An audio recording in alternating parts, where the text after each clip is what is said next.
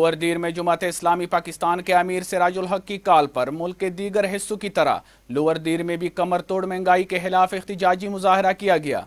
मजीद जानते हैं इस रिपोर्ट में।